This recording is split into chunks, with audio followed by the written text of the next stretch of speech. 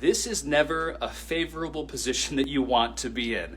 I'm actually in Boston right now, getting ready to speak at an event, and I'm super excited. Lots of great chiros and entrepreneurs at this particular philosophy night. And so I was speaking with a doctor earlier today from a separate event, but we were just talking a bit about how he had a very large referral practice.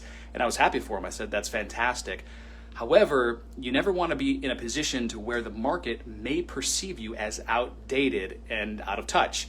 And the reality is, like 20 years ago, for instance, if you weren't in the yellow pages, people looked at you as suspect, outdated, and out of touch, because that's what every reputable business owner did.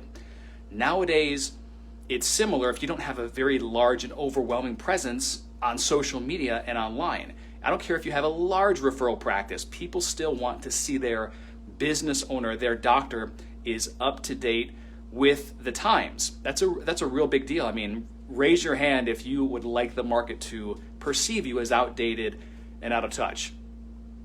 I'm sure no one's going to raise their hand, right? So we always want to have the perception of being current in the marketplace. And this is the big deal regardless of the size of your business and or practice.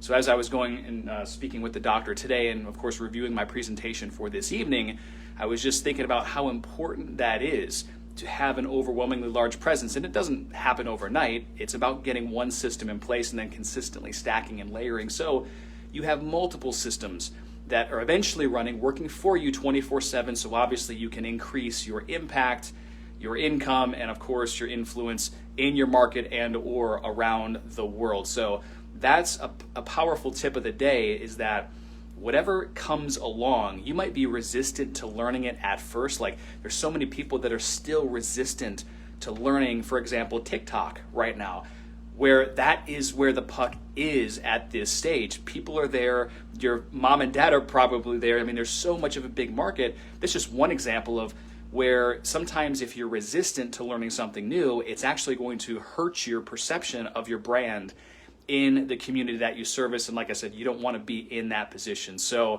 keep that in mind and always stay up to date. That's why I post the content that I do on my social media channels or in my courses and trainings, to help keep you up to date so you can implement this stuff and obviously be able to help more people, make more money, etc. So just some thoughts as I was talking with a client. I'm going to sign some books this evening and meet with some really cool people, very blessed and grateful that, to travel and to speak with just different organizations. We have, I think, 6 more flights in the next month of speaking gigs, signings, as well as really cool adventures with the masterminds that I'm a part of. And so, April 22nd, we're actually doing an event at Fontainebleau, Miami Beach. That's a cool event, social media profit training. If you want to join us there, it's www.ucam.fun.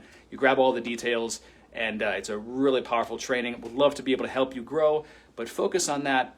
You want to have an overwhelming presence online because that's just how consumers are choosing their practices and their brands. Whatever new technology comes along, get your hands dirty, see what the word is, see how people are using it, and then get in while you still can make a big impact before it's saturated. And I'm telling you, your life will change for the better. So take that tip to heart, and if you have any questions, throw them down below, and I will talk to you soon, gang. Ciao.